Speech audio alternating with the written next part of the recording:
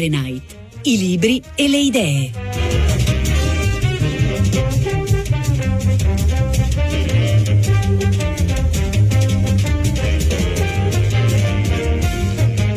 Raccogliamo la palla dall'idealista. Un saluto a Valerio Corzani, da Tommaso Giartosio in conduzione. Oggi a Fahrenheit in redazione ci sono Giosuè Calacciura, Carlo D'Amicis e Lea Gemmato, c'è Clementina Palladini, c'è Daniela Pirasto, c'è Laura Zanacchi alla regia, Benedetta Annibali alla console tecnica, Enrico Murgia, la cura di Fahrenheit e come sempre di Susanna Tartaro. Ieri abbiamo avuto una puntata un po' particolare in cui il tema degli amici immaginari ha imperversato non solo negli argomenti che abbiamo toccato con voi, con i nostri ascoltatori, con i nostri ospiti, parlando per esempio di bambini che scompaiono e dicono di essere stati intrattenuti da un orso gentile, oppure di un bambino di nuovo italiano del 1938 che ha come amico un fantasma, o meglio un diavolo bonario che cercherà di salvargli la vita. Questo era il nostro libro del giorno di ieri, Farfariel. Insomma, in tanti modi diversi nel corso del pomeriggio gli amici immaginari e spettri di vario tipo si sono inseriti nelle considerazioni che abbiamo svolto in radio, ma anche nei vostri messaggi. Voglio ringraziarvi per i tanti messaggi che sono arrivati e per una sorta di anagrafe di questi amici che abbiamo potuto costituire. Oggi ci spostiamo decisamente verso la realtà, perché parleremo sempre attraverso una chiave che a volte intercetta il fantastico. Parleremo per esempio di un romanzo, Mrs. Caliban di Rachel Ingalls, che racconta la storia di un amore per un anfibio, una storia simile insomma a quella del film La forma dell'acqua, che però è anche un modo per raccontare una ben precisa società ed epoca storica. Parleremo del modo in cui la storia, il romanzo di Elsa Morante, ha colpito e sconvolto la società intellettuale e il mondo della cultura in generale nel 1974, generando un dibattito come accade alle opere che poi rimangono reali ma anche fantasmaticamente presenti per decenni. Ancora oggi la storia la leggiamo in tantissimi.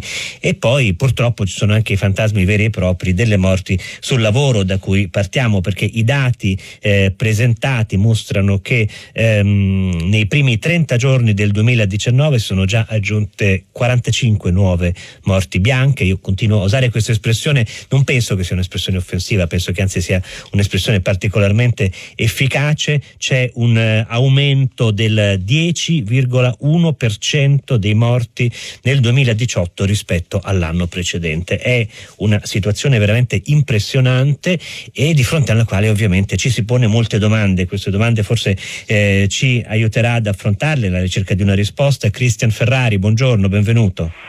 Buongiorno a lei e buongiorno a tutti gli ascoltatori. Cristian Ferrari è segretario generale della CGIL del Veneto. Ecco, Ferrari, forse prima ancora di entrare nel merito del fenomeno, c'è certamente una lentezza, una riluttanza nell'affrontarlo con decisione. Come mai questo fatto, la morte di centinaia di cittadini italiani e non cittadini italiani, ma molti sono indubbiamente cittadini italiani, nel corso degli anni non è, diciamo, elettoralmente redditizia, perché non è qualche cosa che la politica impugna con maggiore decisione e su cui decide di agire? Sì, la situazione è esattamente questa. Se mi posso legare a quello che diceva lei prima, l'espressione usata è morti bianche, molto spesso viene da pensare che siamo di fronte a delle morti quasi invisibili, proprio perché non fanno notizia, tranne i casi più eclatanti. Dura, diciamo così, la discussione pubblica, il tempo dell'ondata emotiva, ma poi tutto ritorna come prima. È quasi come se fossimo in presenza di un fenomeno carsico, no? Che scorre sotto, eppure i numeri ci parlano di una vera e propria carneficina, un bollettino di guerra. Io penso di non usare parole retoriche o allarmistiche, ma che riflettono invece la tragicità di una realtà che si consuma quotidianamente nel nostro paese. Io penso che al fondo ci sia un problema di carattere culturale.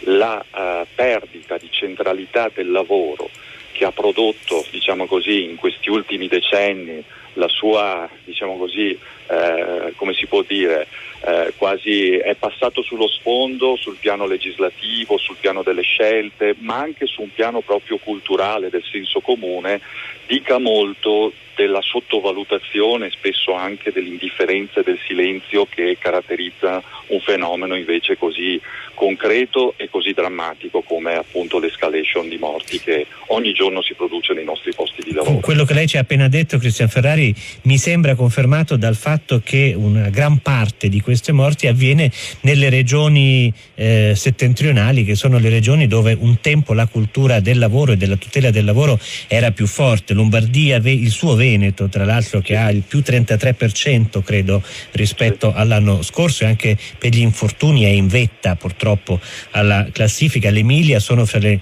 regioni più colpite insieme alla Campania, aggiungo questo. Ecco, c'è quindi una debolezza particolare nei luoghi in cui sul lavoro si lotta forse, ma certamente si lottava con particolare impegno, con particolare forza. Il sindacato non ha saputo fare qualche cosa per la parte che compete al sindacato, che ovviamente non può essere considerato responsabile di queste morti in toto. Ma guarda, è evidente che di fronte a questi numeri ciascuno si deve interrogare rispetto a quello che può fare, a quello che magari non ha fatto e alle responsabilità che può mettere in campo.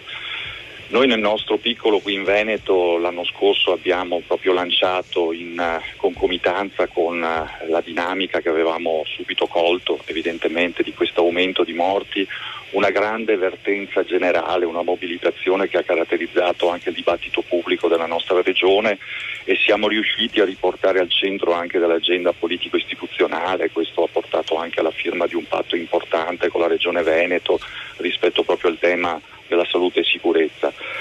Dopodiché è vero, si parla di Veneto, lo si rappresenta come la punta di diamante dell'Italia che riparte, la locomotiva del nord-est, il PIL che cresce, il record dell'export, eccetera, eccetera, eccetera, ma dietro questa rappresentazione, diciamo così, molto ottimistica ed edulcorata si celano poi delle enormi contraddizioni, e il fatto che noi registriamo quasi 2 morti alla settimana in media e 335 infortuni ogni giornata lavorativa la dice lunga su cosa si celi dietro anche a una area sicuramente tra le più avanzate in termini di produzione, in termini anche di sviluppo economico.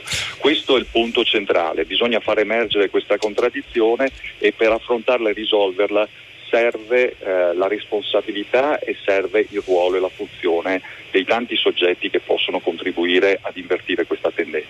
Ecco, uno di questi soggetti, l'ispettore del lavoro, qual è la realtà della sua esperienza lavorativa quotidiana oggi? Quali ostacoli incontra, per esempio?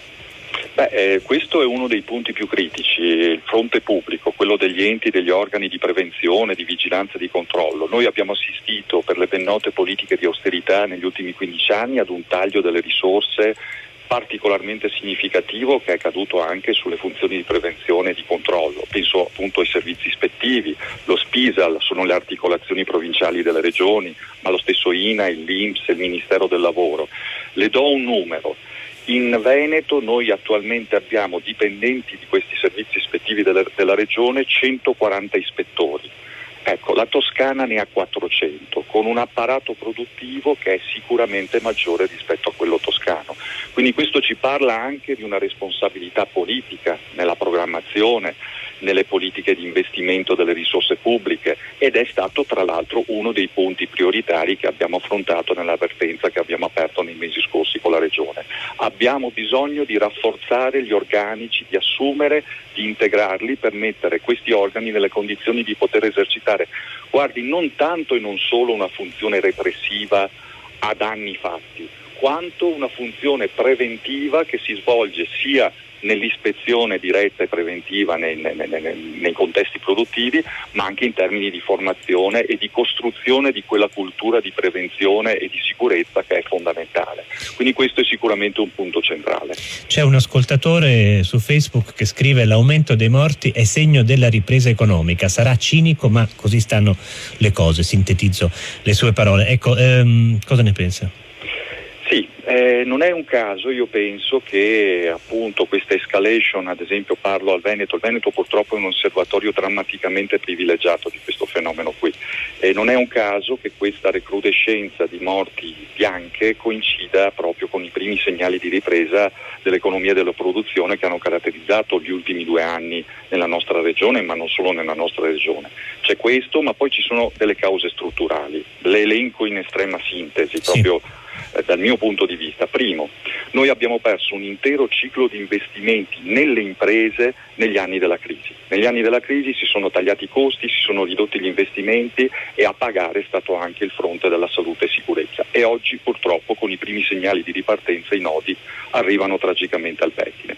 Poi c'è però un modello di impresa che si è via via imposto in questi 10 anni ed è quello caratterizzato dalla scomposizione, dalla frammentazione dei cicli produttivi. Ed è anche il meccanismo dell'appalto e del subappalto? Esattamente, le esternalizzazioni, le terziarizzazioni, gli appalti, subappalti, segnati da una logica di riduzione dei costi con il massimo ribasso come principio, che ha portato a colpire le condizioni di lavoro anche da un punto di vista della salute e sicurezza. Non è un caso che molte vittime di infortuni anche mortali siano lavoratori di ditte in appalto.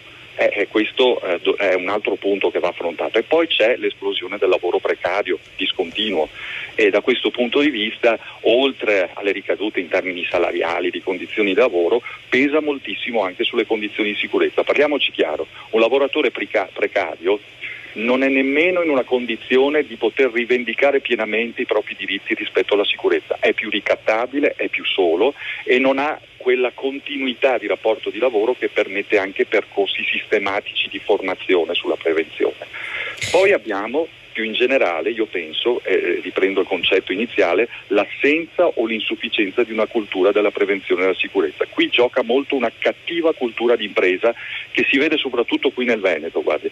Considerare le norme sulla salute e sicurezza, dei lacci e lacciuoli, della burocrazia, sull'altare di un malinteso principio di semplificazione, poi produce questi danni qui.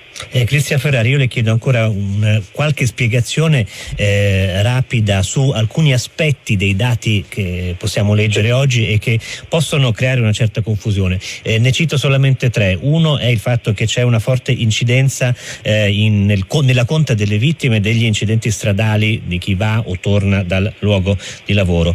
Un altro elemento è quello che mi sembra sia un calo delle vittime straniere nel 2018 rispetto all'anno precedente, e un altro elemento è il fatto che 1/3 delle vittime siano in un settore che certamente non impegna 1/3 dei lavoratori, come l'agricoltura. Ecco, ci può spiegare questi 3 punti sinteticamente?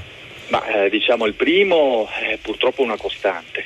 Tra l'altro nelle statistiche che vengono solitamente utilizzati si va al netto delle cosiddette infortuni in itinere, e invece qui è un punto in cui la gente si fa male, muore e continua. Anche questo evidentemente legato, immagino, da un punto di vista statistico a una certa ripartenza del ciclo economico, che ha avuto delle ricadute anche in termini proprio di maggiore mobilità, mettiamola così. Basta vedere i dati delle autostrade, i dati delle grandi arterie. Insomma, negli ultimi anni con la ripresa economica è aumentato anche molto il traffico e conseguentemente anche il pericolo di incidenti. C'è poi il tema, mi ricordi le vittime punto? Straniere? Le vittime straniere, allora su questo, al di là delle statistiche, io però voglio sottolineare una cosa, almeno parlo dal mio osservatorio veneto.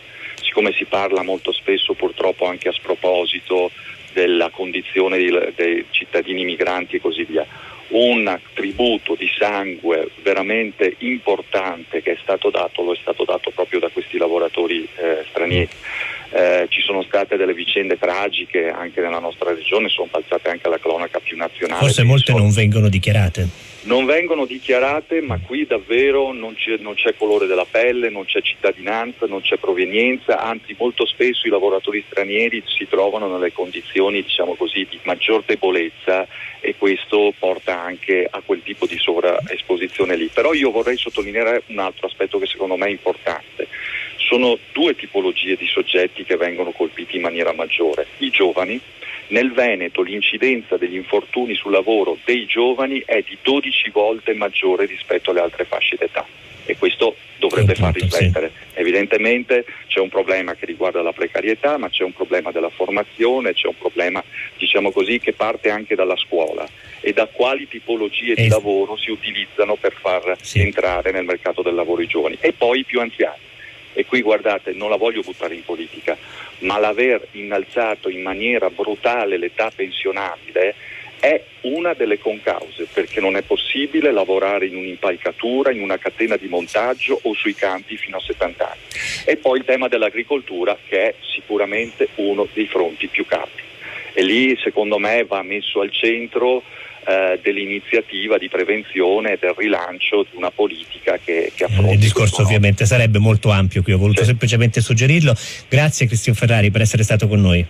Grazie a voi, buon lavoro e grazie, perché parlare di queste cose è importantissimo, perché ripeto, dobbiamo bucare il muro del silenzio, dell'indifferenza. Grazie e buon lavoro.